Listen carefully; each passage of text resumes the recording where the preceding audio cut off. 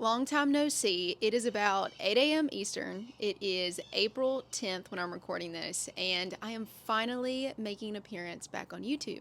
I thought I would do a day in the life with you guys to show you my current trading routine, what I'm doing, also a little bit of farm content because that is my other life outside of trading, and just update you guys since it's been almost 10 months since I have made a YouTube video.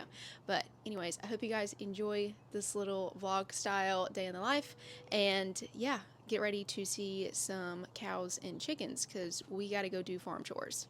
Hello. Yeah, okay, don't come out this way. We're going that way. Watch out.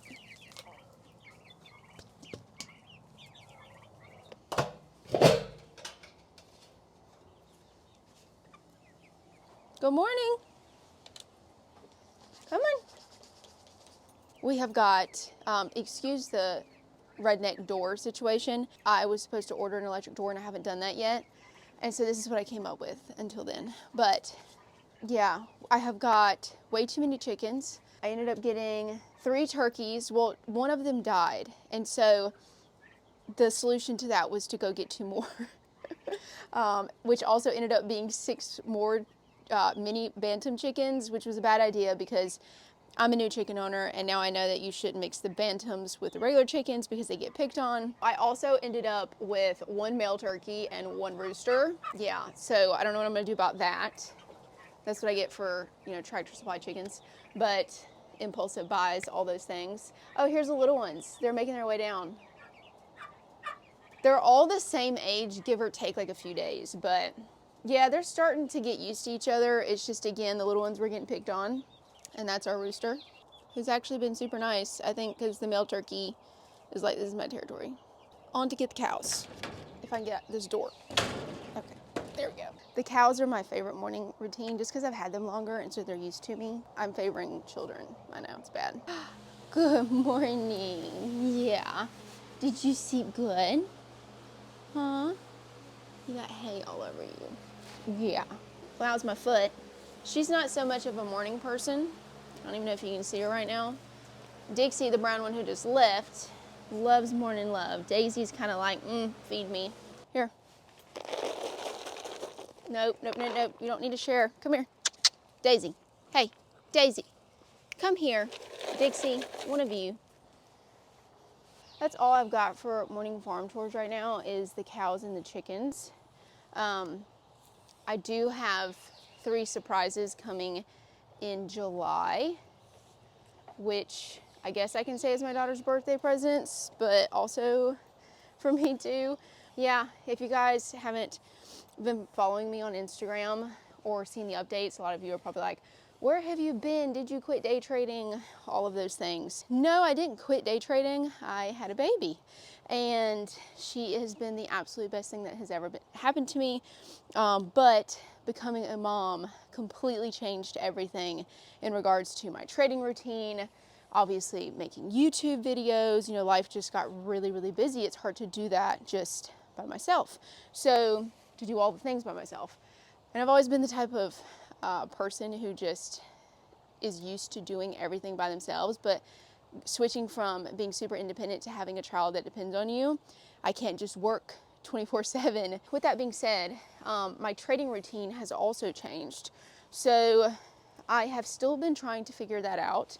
By no means do I have it figured out yet. The markets are absolutely insane. I'm sure you guys have seen that with Trump and tariff news.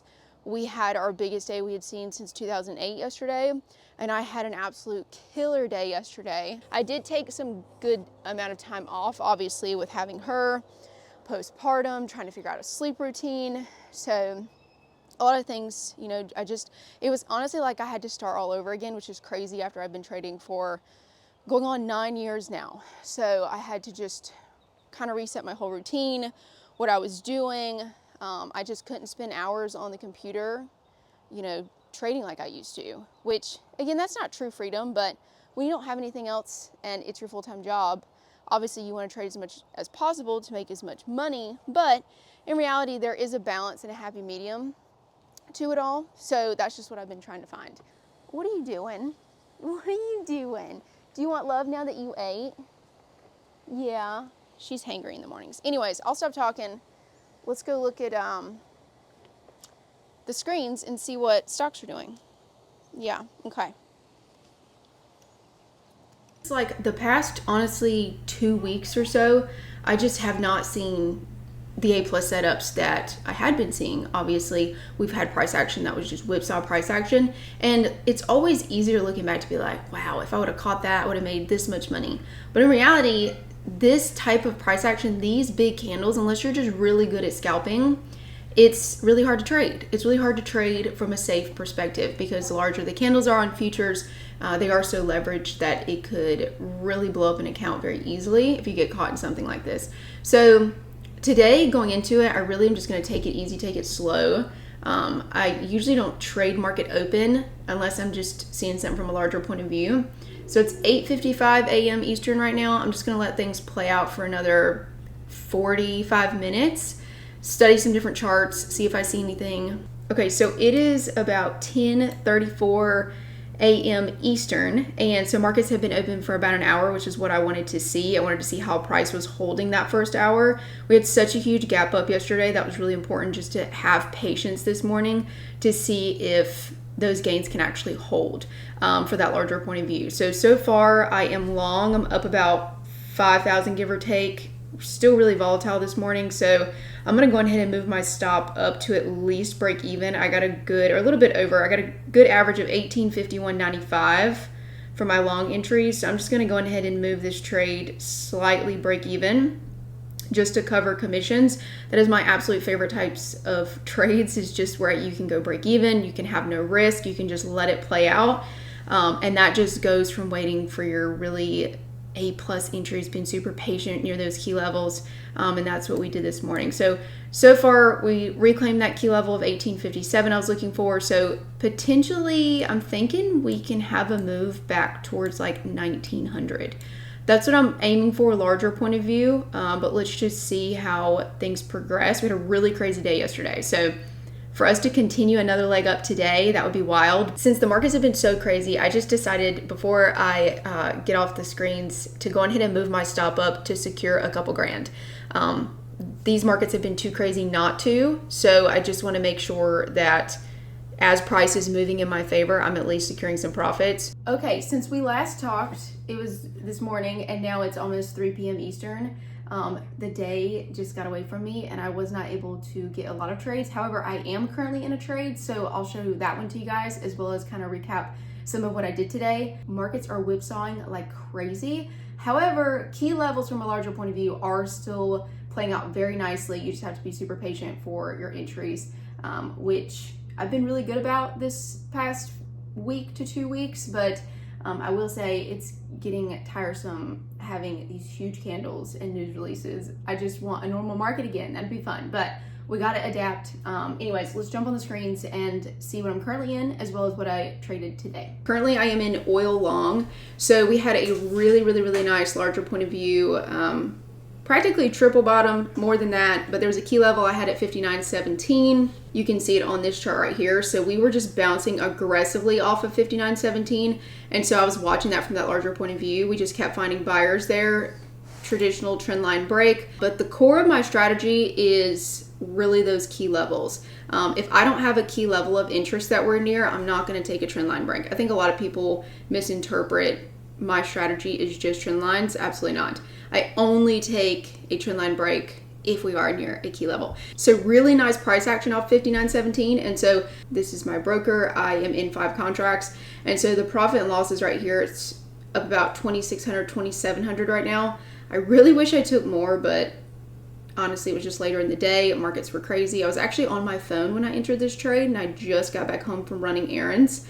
So I just wanted to pop on, show you kind of where I'm at. I'm going to go ahead and move the stop up to that last support base near like 60.19 just to secure some more profit. So my average is down here near 59.88. I actually got in way later. Again, I was running errands, I was on my phone, but I had already had all these levels pre-marked, so I'm still able to enter if I'm out and I'm seeing price action go the way that I want it to. I'll still be able to enter using my phone, but I'll only do that if I have pre-planned the trade beforehand on my laptop, on my desktop, and marked out my key levels. So that's just it goes to show how important it is to pre-plan, so that way if you are working a full-time job, you can still go and take trades. The problem is when you're just impulsively entering and you haven't pre-planned anything. That's what's really going to get you in trouble. As far as oil, I'm really liking potentially like 60, 66 right here, and then maybe 61, 68. So those are potential targets, but we'll just see. We're already so late in the day. Oil tends to slow down in price action, so I'm not betting on too large of a move, but I'm going to close it obviously before like 5 o'clock. Honestly, I might close it pretty soon. Just depends on price action here. Before we dive into my trades, I just want to double check and make sure that my stop is where I want it to be, just trailing the new trend. 60.24, yeah, I'm okay with that stop on oil for now. Okay, I had to clean up my chart a little bit, but RTY is my main focus for today. That's what I traded the most of. So let's just go over kind of what I was looking for. And I actually took a small scalp, which was against what ended up happening larger trend-wise today, but it still played out and it still worked. And I was patient for my next level to hit and caught another really nice scalp, but there's just been so much whipsaw price action that you've got to be good at scalping. You can't get too confident on larger price targets with this market because you will just easily get crushed and you'll watch your P&L constantly go green to red, red to green. You know, it's just going to mess with you emotionally. So it's better to be quick, at least right now, until markets just decide what they want to do. Or Trump decides what he wants to do with tariffs. Either or. Okay, so basically in here I was just chatting my plan. And so I was looking for basically how we were reacting near 1857.10. That was determining whether I was going to enter long. This was like right around 10:15. So right in, let me turn this off. Right in, my camera's blocking it. Here. Okay, yeah. This was right when I took the trade, was right in this area. It doesn't take much with futures though. That's the thing. It's like I can get a little move in here and yeah, I might have missed the big move, but I can still in the day very profitable as long as I'm following my plan. The most common mistake I see, especially in these markets, is people will have a plan and then you'll go against your plan mid-plan because you're like, oh, I'm long focused, and then you start to see that, you know, we're going against you, and then you flip short, and then we might have a pullback or, you know, a reversal, and you're just all over the place now. You have to have a plan and stick to your plan. And this is where analyzing that larger point of view can become very, very helpful to help you stay in flow with your larger plan. That's not the word I wanted, but we're going to go with it. Okay, so I took a long trade here. I was continuing to look for re-entries because I got stopped out. I always am a big fan of moving my stop once momentum starts to go in my favor to at least break even and then, you know, slightly in profit. I don't want to ever let a trade go from green to red. So I did move my stop, but really 1857.10 was key for me. From a larger point of view, if we could not hold that level and we were rejecting underneath, then I did not want to stay long focused. Instead, I wanted to wait for the next levels down to hit. And I'm also a big fan of, you have to see how we're reacting when these levels are hitting. You don't ever just automatically enter because we hit a level. You have to see the reaction we're getting at that level. So the next level down was 1828.90. You can see that we had a lot of consolidation here. I really thought we were going to reverse, but nope.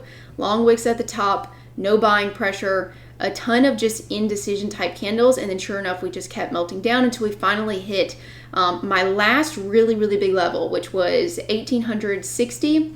I was out running errands at this point, and I did catch part of this move, but if I was at my computer, I would have had a much better entry.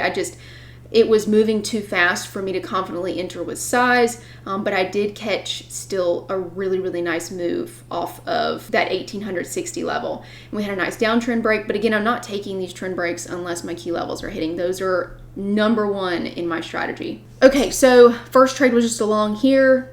I did miss a really good short trade, obviously, but it's always easier looking back. My plan was not to short today unless I saw a spike up to a key level that I had, which we never did. So just wasn't interested short. I was rather just waiting for longs. Also, the other reason for that is you can see when we're hitting key levels and we are reversing long off of those key levels where we find buyers, it's really aggressive. Like, we've got some really aggressive buying pressure as we're hitting these key levels. And so as long as I'm patient waiting for those levels to hit, I can get a really nice quick long trade off of that. But the most important part is being patient for those levels to hit, waiting for that reaction, and then entering. So far, we have fully retraced back to 1857.10. But once again, we're finding resistance there. So from that larger point of view, that's not what I want to see. If I'm thinking as a long-term investor, which is what a lot of my trades originate from, is like 4 hour, 1 day, 1 hour time frames, and then I move into smaller ones to day trade. But right now, how we end today would be very, very important from that larger point of view for me to see, are we holding underneath 1857.10 or are we closing over? And that'll dictate larger sentiment into tomorrow and into next week. Fridays are always really tricky for me. I don't really do very well on Fridays, so I tend to scale it back anyways. I did really well yesterday. I did pretty decent so far today, just depending on how this trade closes out. Then I'll show you guys my ending day profit and loss. It looks like I'm about to get stopped out, probably. But overall, I cannot complain because this price action has just, it's been hard. I said this in Discord today, and I think it would be helpful for anybody watching this. It's like if you're, and I don't even play video games, but for some reason this stuck with me. It's like if you're trying to play a game at level 10 and you can't even pass level 2. You're asking to blow up or AKA kill your account. Or another thing that I can actually relate to a lot more is, because I did a lot of like bodybuilding back in the day, is let's say you hadn't deadlifted 400 pounds in forever, and then you skip the gym a lot and you go back to the gym and you immediately try to go and lift 400 pounds. You will likely throw your back out or injure yourself, and now you're out for a while and can't continue to train. That's how I like to think of trading, as like you've got to put in the reps to build up the confidence to get to the level that these markets are at. And if you're a beginner and you're feeling overwhelmed, just know the markets are at a very extremely difficult level to trade. So scale it back. The cool thing about futures is, yes, they're leveraged, but you can trade micros instead of minis. And so that allows you to have more breathing room. So, you know, one big 5-minute candle won't crush you. But I highly encourage you, if you're a beginner, scale it back, paper trade.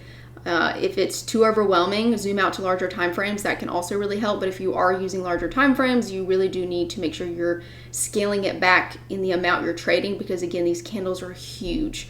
Larger time frame, you got to have more capital usually. And if you're trading something like prop firms, larger time frames can be more difficult. So that's where you need to be getting better and practicing your scalping techniques, which really just comes with time and practice. This all comes with repetition. So really close to getting stopped out on oil. I was kind of just waiting to get out of that trade to show you guys my profit and loss, but it's not hit my stop yet. Okay, I'm just gonna put a screenshot up here somewhere on the screen. Before I got in the oil trade, I was at $9,425. Also, my laptop just freaking died, and I use Ninja for my personal account. So most of the time I just take trades from my phone, or the web version on my laptop actually is pretty user-friendly once you get the hang of it. I usually was trading from my desktop, but lately I've been doing more laptop trading because honestly I just don't like to be sitting at my desk for too long. So I'm either, moving around the house doing things, or just using my phone if it's a larger point of view trade.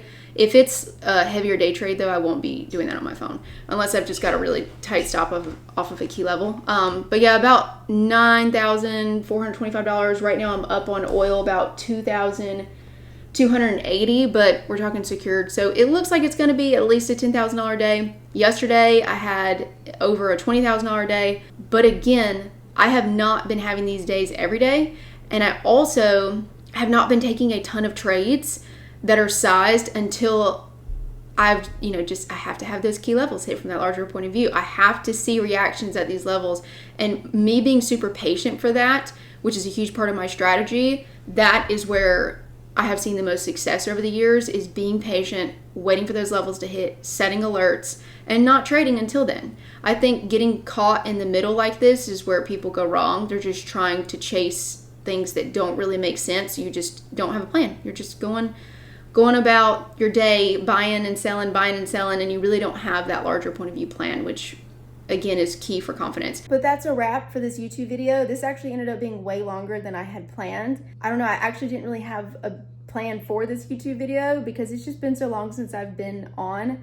And honestly, I'm gonna try my best to be consistent. I don't know what that's gonna look like. Like I said, with the baby, life is just so busy. Being a mom is the best thing that's ever happened to me, but my life has changed dramatically. And like I said, I'm still trying to figure out the best trading routine for me right now, which has a lot more to do with not being on screens as much, a lot more to do with having time freedom and trying to find a balance between being a high achieving, go type always got to be working type woman to now transitioning into being a mom and knowing that I can't just spend all my time working because I want to spend it with her. So that's why I do work hard, right? That's why I trade. That's why I do all these things. That's why I flip houses, I invest. It's because I want to have freedom and time to spend with her. But anyways, I hope you guys liked this type of video. I don't know. Maybe I'll do more of them. But yeah, thank you guys for watching. And if you're interested in the Discord community or any free trainings, I do have some free trainings that I try to put out at least like one every month. Just check the description box down below. And then obviously I'm gonna try to post more content on YouTube now. Hopefully, we shall see. Oh, and if you don't already, make sure you follow me on Instagram. I'll tag it over here. I am more frequent on there and I post more often just because it's easier. Making YouTube videos takes a lot more effort. So make sure you're following me there, and never fall for scammers ever. I will never direct message you, send you a friend request, and comment, WhatsApp, all that stuff. That's not me. So anyways, all right, see you guys next time. Thanks for watching. Later.